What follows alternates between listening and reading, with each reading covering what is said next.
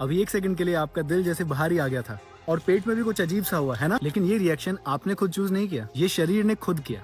क्योंकि हमारा शरीर हर भावना, हर इमोशन को शरीर के अंदर रखता है। अलग अलग इमोशंस शरीर में अलग अलग जगह पर स्टोर होते हैं। आज यही समझाने वाला हूँ। आपने पहले कभी नहीं सुना होगा तो वीडियो को लाइक करके नीचे फॉलो पे क्लिक करके फॉलो कर लीजिए और पूरा वीडियो एंड तक जरूर देखिए। क्या आपको कभी योगासन जैसे अर्धराज कपोतासन या पिजन पोज करते हुए रोना आया है, या कभी स्ट्रेस में हो तो अचानक पेट में दर्द हुआ है जबकि खाया गया खाना बिल्कुल सही था? कभी कुछ बोलना चाहा और जैसे गला भर आया हो? तो ये कोई कमजोरी नहीं। आयुर्वेद और न्यूरोसाइंस दोनों कंफर्म करते हैं कि आपका शरीर हर भावना, हर इमोशन को अपने अंदर स्टोर करके रखता है। तो पहले आयुर्वेद से समझे। सत्वमात्मा शरीरम च त्रयमेतत् त्रिदंडवत्। चरक संहिता कहती है मन, शरीर और आत्मा ये तीनों त्रिदंड हैं, यानी माइंड, बॉडी और सोल। तीनों में से एक को हटाओ तो बाकी दोनों गिर जाते हैं। और वाग्भट जी ने अष्टांग हृदयम में संहिता की शुरुआत ही इससे करी है। राग आदि रोगान, यानी रोग सबसे पहले आपकी भावनाओं में जन्मते हैं, शरीर पे फिजिकल लेवल पे मैनिफेस्ट बाद में होते हैं। और चरक संहिता में कहा है मनोवह स्त्रोतस, यानी मन का चैनल जो शरीर में आपके हार्ट से शुरू होता है और पूरे शरीर से गुजरता है। इसका मतलब मन सिर्फ दिमाग में नहीं, पूरे शरीर में आपका मन है। नंबर 1 आपके हिप्स यानी कूल्हे।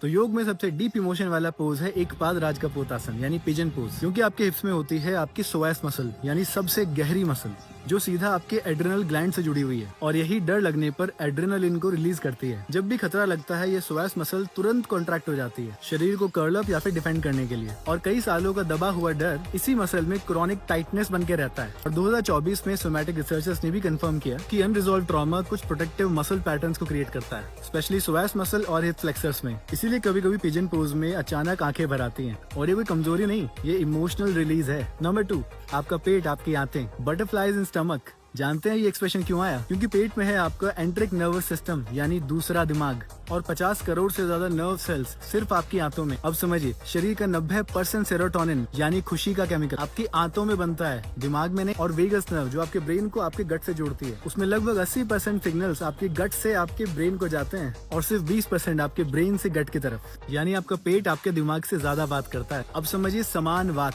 यानी पेट का प्राण भोजन पचाता है और भावनाएं भी। और इसीलिए चरक संहिता के अकॉर्डिंग पाचन की कमजोरी सिर्फ खाने से नहीं, चिंता और भय से भी होती है। जैसे क्रॉनिक एंजाइटी से क्रॉनिक IBS हो जाता है, क्रॉनिक ग्रीफ से क्रॉनिक कॉन्स्टिपेशन। और आयुर्वेद ने तब कहा था जब न्यूरोसाइंस का जन्म भी नहीं हुआ। ब्रोकन हार्ट सिंड्रोम के बारे में सुना है? रियल है। इंटेंस ग्रीफ से आपका हार्ट लिटरली टेम्पररी वीक हो जाता है। अब समझे शरीर और इमोशंस की ये पूरी साइंस। कौन सा इमोशन शरीर में कहाँ रहता है, कौन सा योगासन उसे रिलीज करता है। और आयुर्वेद की कंप्लीट इमोशनल हीलिंग गाइड चाहिए तो नीचे कमेंट में लिख दीजिए इमोशंस, और ये पूरी PDF मैं आपको अभी DM में भेज दूंगा। ध्यान से ये वीडियो उन सभी को शेयर जरूर करें जो वैसे तो फिजिकली फिट हैं पर अंदर से थके हुए हैं।